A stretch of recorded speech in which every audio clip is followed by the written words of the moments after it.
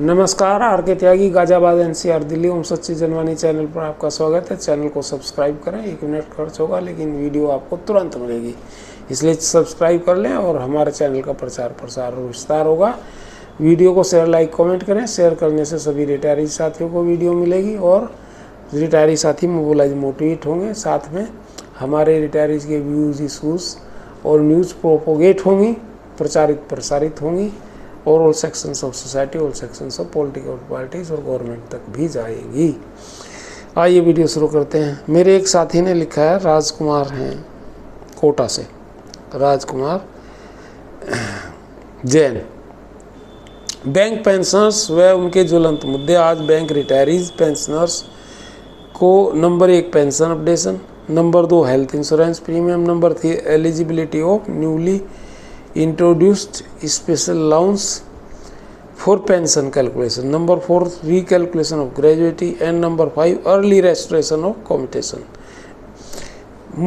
मुख्य मुद्दे लंबित हैं। इन मुद्दों में मुद्दे नंबर 3, 4, 5 यानी कि eligibility of newly introduced special allowance for pension, recalculation of gratuity and early restoration of commutation पर IBA और UFBU ने आज की दिन तक कोई किसी भी प्रकार की प्रतिक्रिया देखने सुनने में नहीं आई है। हेल्थ इंश्योरेंस प्रीमियम के मुद्दे को IBA और UFBU अभी भी गोल गोल घुमा रही हैं और पिछले वर्षों में तो इसमें खैर इन्होंने बहुत ज़्यादा लिया है, लाख लाख रुपए हम लोगों से जमा करवा लिए। रिटायरी चाहते हैं कि इंश्योरेंस प्रीमियम बैंक को देनी है, ना कि स्टाफ और रिटायरीज की पॉलिसी एक साथ करने की। और इस मुद्दे पर हमेशा लास्ट मोमेंट पर निर्णय क्यों होता है, समय रहते इस पर निर्णय हो जाना चाहिए। पेंशन अपडेशन का स्पष्ट 35.1 क्लोज पेंशन रेगुलेशन में होने के बावजूद भी फिर से वेतन सुधार के साथ पेंशन अपडेशन का नया क्लोज रेगुलेशन में जोड़ने के पीछे की कहानी समझ से परे है और फिर भी पुराने क्लोज में ही अमेंडमेंट से यह समस्या दूर की जा सकती है। रिटायरीज के किसी भी मुद्दे का हल न निकालने के से रिटायरीज में IBA और UFBU के प्रति बहुत ज़्यादा रोष है और सभी रिटायरीज सीनियर और सुपर सीनियर सिटीजन हैं। प्रत्येक रिटायरी मुद्दे को IBA और UFBU से प्राथमिकता के साथ हल करने की अपेक्षा करता है। अतः बैंक को हम सीनियर व सुपर सीनियर्स साथियों के प्रति सहानुभूति दर्शाते हुए UFBU के साथ शीघ्र मीटिंग बुलाकर इन मुद्दों पर निर्णय कर देना चाहिए। धन्यवाद। और ये तो करेंगे या नहीं करेंगे, लेकिन UFBU का वो थोड़ा ही है, वो खुद नहीं चाहता इनको करना, इसलिए ये हो नहीं रहे हैं। और मैंने इनको फिर लिखा है कि it will be decided in apex court only, no other way. IBA, DFS and government all are lingering on submitting files statements and affidavits in courts. तो ये है, इसमें है। और मिस्टर डियर ये कहते हैं, AIBRF के जनरल सेक्रेटरी, उन्होंने एक लंबा चौड़ा सर्कुलर भी निकाला है इसके ऊपर। वो कहते हैं, we understand IBA has agreed for uniform group medical policy for employees and retirees. It will help in reducing premiums for retirees. This was major demand of AIBRF। SC Jain, general secretary AIBRF। अब ये जो भी कहते हैं वो सारा गलत निकलता है, पिछले दिनों से तो इनका इतिहास है। ये नंबर 1 बात। नंबर 2 बात, हम तो रिटायरीज कह रहे हैं कि भाई पॉलिसी का जो प्रीमियम वो भी इन्हें देना चाहिए, IBA को देना चाहिए, बैंक्स को देना चाहिए। हम क्यों दें? हमारा ये भी मुद्दा है, इस पर ये बोल नहीं रहे। और आइबा पार्क ने भी ये अभी मुद्दा उठाया था और उन्होंने भी कहा था कि हमारी डिमांड थी, पर हमारी डिमांड ये है कि इसका पैसा बैंक दे, रिटायरीज ना दें, फ्री ऑफ कॉस्ट होए। और ये राजकुमार जैन ने फिर लिखते हैं, ये मैं ना अपनी तरफ से बता रहा था आपको, जो अभी बता रहा था चीज़ें, पर वो आगे लिखते हैं, यूनिफॉर्म ग्रुप पॉलिसी और प्रीमियम का क्या संबंध है? एम्प्लॉयज़ कभी प्रीमियम नहीं देता। एम्प्लॉयज़ की प्रीमियम बैंक अपने P&L से भुगतान करता है। और क्या एक रिटायरी की प्रीमियम भी भुगतान करेगा बैंक? और बैंक पहले घोषित करेगा कि एक परिवार जिसमें एम्प्लॉय, स्पाउस, चिल्ड्रन, पेरेंट्स की ग्रुप हेल्थ पॉलिसी की प्रीमियम कितनी दी जा रही है। और इसके अलावा एम्प्लॉयज़ की पॉलिसी 1 अक्टूबर से व रिटायरीज की पॉलिसी 1 नवंबर से होती है। ये सब क्या घालमेल है, ये वो जानना चाह रहे हैं, लेकिन कभी नहीं बताएंगे ये लोग हमें। और हमारी UFB यूनियन इन्हें सपोर्ट करती रहेगी हमेशा के लिए। अब आइए, कुछ मैसेज आ रहे हैं जो गलत मैसेज हैं, और मैंने लोगों को लिखा कि भाई ये फ्रॉड और फेक मैसेज हैं।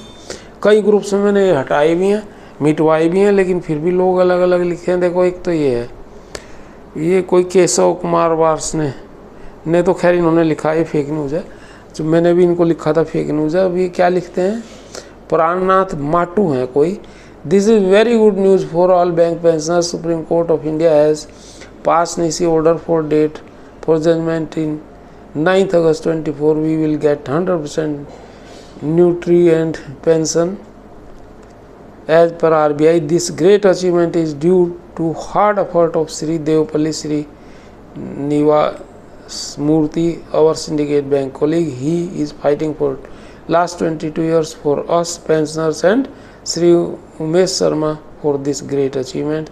There is no role of any union association leader, no role of IBA. IBA was saying there is no such agreement to pay pension as per RBI. मैंने इनको लिखा है, ये बिल्कुल झूठा है, फेक न्यूज़ है। पहली बात तो NISI ऑर्डर होने से कोई ऑर्डर थोड़ा ही हो जाता है हमारे लिए। NISI ऑर्डर क्या है, NISI ऑर्डर तो ये है कि अगर कोई उसके खिलाफ तुम सबूत ठोस नहीं दे पाए तो हम जारी कर देंगे आदेश, तो ये तो होता ही है हमेशा ही। दूसरी बात है, मैंने इनको लिखा no role of Shri DS Murthy and Umesh Sharma, no role in Singla case, it is fake and self boasting, he is not in such case. Umesh Sharma is not fighting for RBI line and 35(1) and not for BEPR 1995. His case is on Imperial Bank based. DS Murthy have no concern of any with any case. अब इन्होंने लिख दिया DS मूर्ति मेहनत कर रहे हैं। अरे DS मूर्ति तो किसी केस में ही नहीं, वो सिर्फ वीडियो जारी कर देते हैं इधर उधर की बात करके, और वो उनकी कई चीज़ें गलत भी निकलती रहती हैं। चलो, लेकिन क्या है कि ये इसके उमेश शर्मा जी तो इंपीरियल बैंक में पहले से पेंशन है, उस आधार पे स्टेट बैंक के लिए लड़ रहे हैं वो। और हमारे वाली, उनसे मेरी कई बार बात हो चुकी है इस संबंध में। हमारी वाली है BPR 1995 से, उनका वो कहते हैं हमारे यहाँ तो शुरू से ही है, तो उस आधार पे वो मांग रहे हैं। और DS मूर्ति किसी केस में नहीं है, ये मैं आपको बता देता हूँ, ये बिल्कुल गलत है। और as told by Shri Umesh Sharma ji ने मुझे कहा ये फेक के है। अच्छा, एक और घूम रहा है कि वो मैसेज मैंने कई ग्रुप से वो मिलवाया है और उमेश शर्मा जी को भेजा था, ये आपके हवाले से लिखा जा रहा है। उसमें क्या कह रहे हैं, वो उमेश शर्मा जी के कोई भाई हैं, वो NCERT के चेयरमैन हैं और उनके बड़े संबंध हैं फाइनेंस मिनिस्टर से और PM वगैरह से, तो वो उसके मार्फत जो है वो कई बार फाइनेंस मिनिस्टर से मिलवा चुके हैं उमेश शर्मा जी को वगैरह वगैरह। और कह रहे हैं कि इनके फादर RSS में थे और लाल कृष्ण अडवाणी जी के नज़दीक थे, और वो लाल कृष्ण अडवाणी के माध्यम से उन्होंने PM से भी मिले और फाइनेंस मिनिस्टर को सब दलील दी और ये दिया। ये सब मैंने उमेश शर्मा जी को भेजा, और वो उन्होंने कह दिया मोदी जी ने कि भाई हम कर रहे हैं इसको, हमें पता है, और फाइनेंस मिनिस्टर ने भी, और तमाम सब उन्होंने डॉक्यूमेंट्स उन्हें सौंप दिए। मैंने उनको भेजा ये मैसेज उमेश शर्मा, उन्होंने कहा इट इज़ टोटल फेक। और उमेश शर्मा जी से मेरी कई बार बात हुई, उन्होंने भी ये सब बातें कि मेरा कोई ऐसा संबंध या संदर्भ है तो बताई नहीं कभी भी, तो अगर होती तो वो ज़रूर डिस्कशन, लंबे लंबे डिस्कशन हुए। तो मैंने फिर लोगों को लिखा, भाई I ask regarding this message to Shri Umesh Sharma ji SBI Meerut and send this message to him from whom reference it is posted shared by his name. He clearly said it is a fake news, fake message. तो मैंने फिर उन्होंने लिखा henceforth don't spread it. Some friend sent it to me personally 5-6 days back. I told him it too. और उन्हें कहा कि भाई इसे स्प्रेड मत करना, but it is spreading. No role of Shri DS Murthy and Umesh Sharma, no role in Singla case of any of this, it is fake and DS Murthy is, if he says such thing, that is self boasting. He is not in any such case. और उमेश शर्मा जी not fighting for RBI line and 35(1) Appendix 1, and he is not fighting on BEPR 1995, क्योंकि state bank की pension BEPR 1995 के अनुसार नहीं है। His case is on Imperial Bank based. DS Murthy have no concern with it. आगे मैंने उन्हें ये भी बताया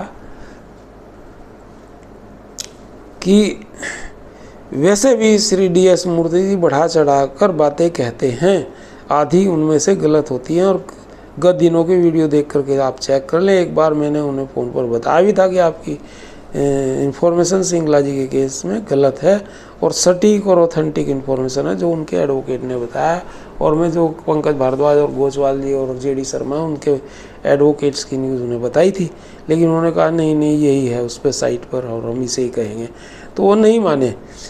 but he didn't change it and he send all communication direct to my personal wall, but I don't take it as serious dialogue. Henceforth I asked regarding this message to Shri Umesh Sharma ji and send it the message to him.